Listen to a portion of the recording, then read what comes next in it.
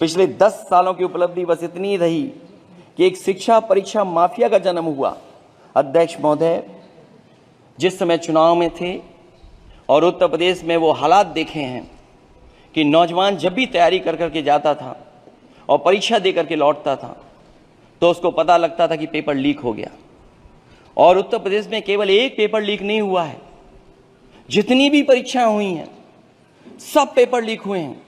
केवल उत्तर प्रदेश ही नहीं, मैं माननीय सांसद की तरफ से सुन रहा था, कई ऐसे प्रदेश हैं जहां पर परीक्षाएं देने तो बच्चे गए लेकिन वहां भी पेपर लीक हो गया।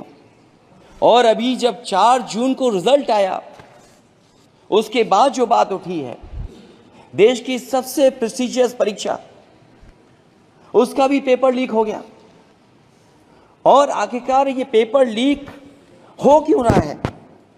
सच्चाई तो ये है कि ये सरकार पेपर लीक इसलिए करा रही है कि सरकार नौकरी नहीं देना चाहती, रोजगार नहीं देना चाहती, उन नौजवानों का भविष्य नहीं बनने देना चाहती। पिछले 10 सालों की उपलब्धि बस इतनी रही है कि एक शिक्षा परीक्षा माफिया का जन्म हुआ है, जिसने तथाकथित अमृत काल में युवाओं के भविष्य की आशाओं को ही जहर दे दिया है। जो सरकार उम्मीद को मार दे वह न तो वर्तमान को सुधार सकती है न भविष्य को संभाल सकती है। सरकार आशा का प्रतीक होनी चाहिए, निराशा का नहीं। अध्यक्ष महोदय, एक जीत और हुई है, एक जीत और अध्यक्ष महोदय हुई है। मैं जानता हूं सत्ता पक्ष बैठे वाले लोग समझ गए होंगे। अयोध्या की जीत भारत के परिपक्व मतदाता की लोकतांत्रिक समझ की जीत है। और हम तो अध्यक्ष महोदय यही सुनते आए हैं, होए वही जो राम रची राखा, यह है उसका फैसला। अध्यक्ष महोदय, होई वही जो राम रची राखा, यह है उसका फैसला, जिसकी लाठी में नहीं होती आवाज। जो करते थे किसी को लाने का दावा, वो हैं खुद किसी के सहारे के लाचार।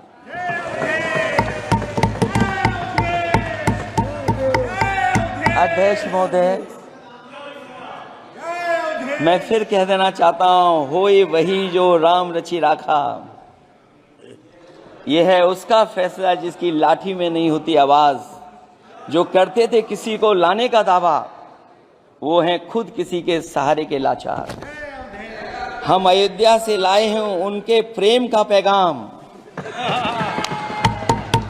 हम अयोध्या से लाए हैं उनके प्रेम का पैगाम, जो सच्चे मन से करते हैं सबका कल्याण।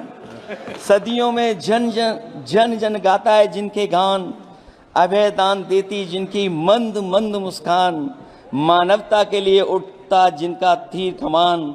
अध्यक्ष महोदय, जो असत्य पर सत्य की जीत का है नाम, उफनती नदी पर जो बांधे मर्यादा के बांध, वो है अवध के राजा पुरुषोत्तम प्रभु राम।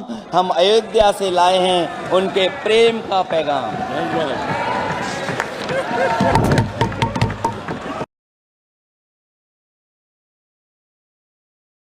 अध्यक्ष महोदय, ईवीएम पे मुझे कल भी भरोसा नहीं था, आज भी नहीं भरोसा। मैं 80 की 80 सीट जीत जाऊं तब भी नहीं भरोसा। और मैंने अपने चुनाव में कहा था अध्यक्ष महोदय,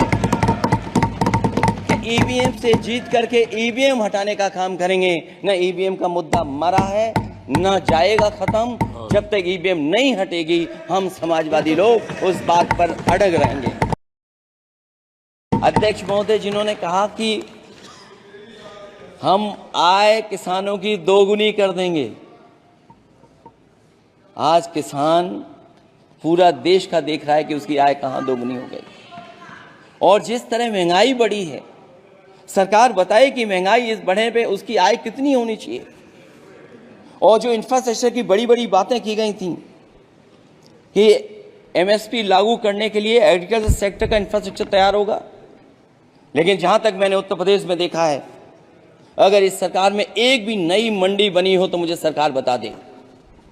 अध्यक्ष महोदय, जो इंफ्रास्ट्रक्चर एग्रीकल्चर सेक्टर में बनाने की बड़ी बात कही थी, अगर सरकार की तरफ से एक भी मंडी 10 साल में बनी हो तो जरूर सरकार बताए।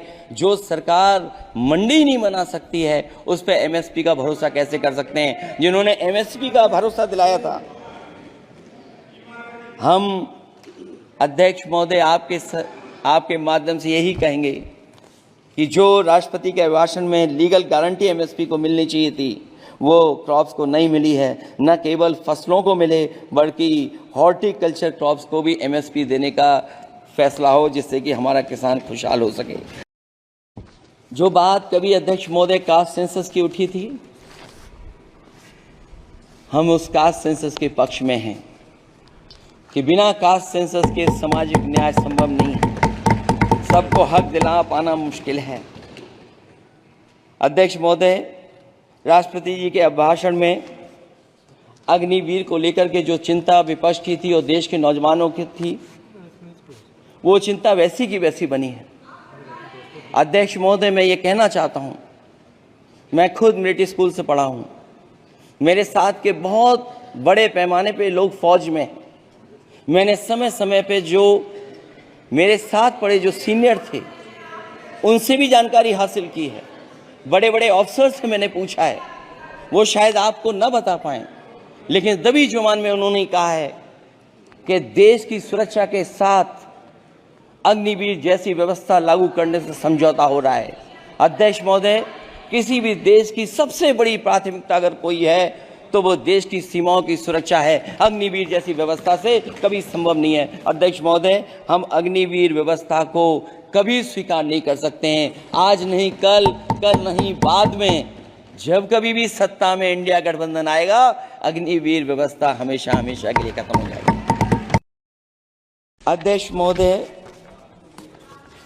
कहने को सरकार ये कहती है कि ये 5th लार्जेस्ट इकोनॉमी बन गई है और जीडीपी के मामले में 5th वर्ल्ड की इकोनॉमी बन गई है। लेकिन अध्यक्ष मोदी, ये सरकार क्यों छिपाती है कि अगर ये हमारी सबसे लार्जेस्ट इकोनॉमी, अगर हम 5वें नंबर पर हैं, तो हमारे देश की पर कैपिटा इनकम, प्रति व्यक्ति आय हमारे किस स्थान पर पहुंची है। और हम लोगों ने तो अध्यक्ष महोदय देखा है कि अगर दिल्ली की सरकार ने कहा होगा कि $5 ट्रिलियन की इकोनॉमी बनेगी, तो जहां से प्रधानमंत्री जी चुन करके आते हैं, वहां का प्रदेश के सरकार भी कह रहे कि हम $1 ट्रिलियन इकोनॉमी बना लेंगे। देश की इकोनॉमी कहां पहुंच गई, पर कैपिटा इनकम क्या है। लेकिन अगर उत्तर प्रदेश की इकोनॉमी को अगर $1 ट्रिलियन की इकोनॉमी बनना है तो कम से कम 35% की ग्रोथ चाहिए। मुझे नहीं लगता है कि 35% की ग्रोथ उत्तर प्रदेश पा पाएगा। हम हंगर इंडेक्स में कहां खड़े हैं, नीचे से कहां हैं। जो 5th लार्जेस्ट इकोनॉमी की बात कर रहे हैं, वो इनइक्वालिटी के पैरामीटर पे कहां खड़े हैं, वो हैप्पीनेस इंडेक्स में कहां खड़े हैं। ओपीएस की बात अभिभाषण में नहीं आई है। ओल्ड पेंशन स्कीम लागू हो, जिससे हमारे तमाम सरकारी कर्मचारियों का भविष्य बन सके। और देश की एक बड़ी आबादी, जहां से मैं चुन करके आता हूं, उत्तर प्रदेश, जहां बुनकर, न केवल उत्तर प्रदेश बल्कि देश के कोने कोने में बुनकर समाज के लोग बड़े पैमाने पर रह रहे हैं। लेकिन बुनकरों को जो सुविधाएं मिलनी चाहिए वो भी इस सरकार में नहीं मिल पा रही हैं। जो प्रदेश सरकारों ने कभी बुनकरों के लिए योजनाएं चलाई थीं, वो भी अध्यक्ष महोदय बंद कर दी हैं। देश के उन सभी समझदार और ईमानदार मतदाताओं को धन्यवाद जिन्होंने लोकतंत्र को एक तंत्र बनाने से रोका।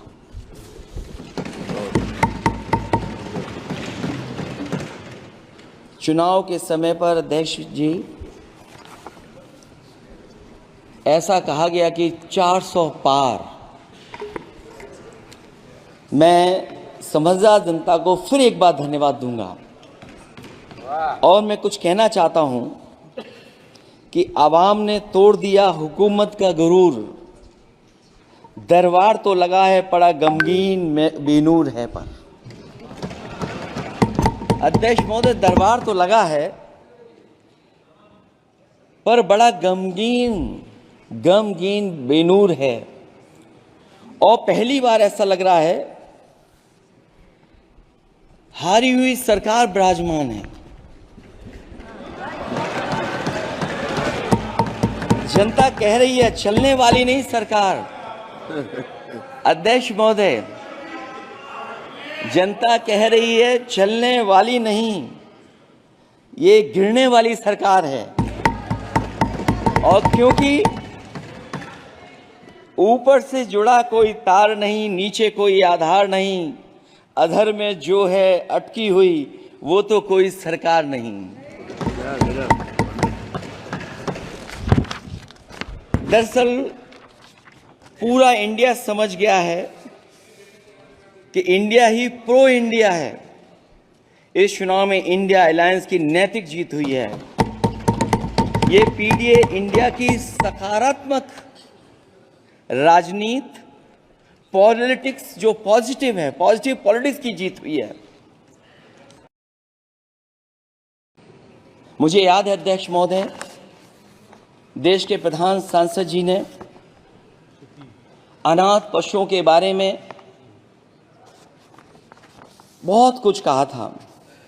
अनाथ पशुओं की समस्या से छुटकारा दिलवाने के लिए का वादा किया हुआ, लेकिन कई चुनाव बीत गए हैं, अभी तक गन्ने का भुगतान 2 हफ्ते का वचन जो दिया था, कहां दिया था? अब तो वचन देने वाले को भी याद नहीं है। हर बात को जुमला बना देने वाले लोगों के ऊपर से जनता का भरोसा उठ गया है। इसीलिए बहुमत की सरकार नहीं है, ये सहयोग से चलने वाली सरकार है। डबल इंजन के नाम पर उत्तर प्रदेश को टकराहट के सिवा कुछ हासिल नहीं हुआ है। उत्तर प्रदेश में प्रभुत्व की लड़ाई 2 लोगों को आपस में लड़ा रही है, लेकिन उसकी मार जनता को सता रही है।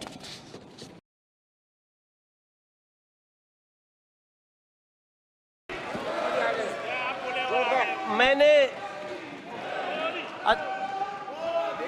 अध्यक्ष जी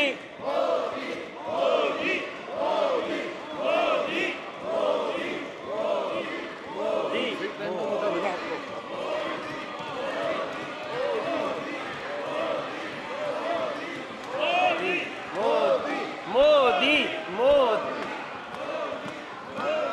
भारत माता की। अध्यक्ष जी, जब मैं पहली बार यहाँ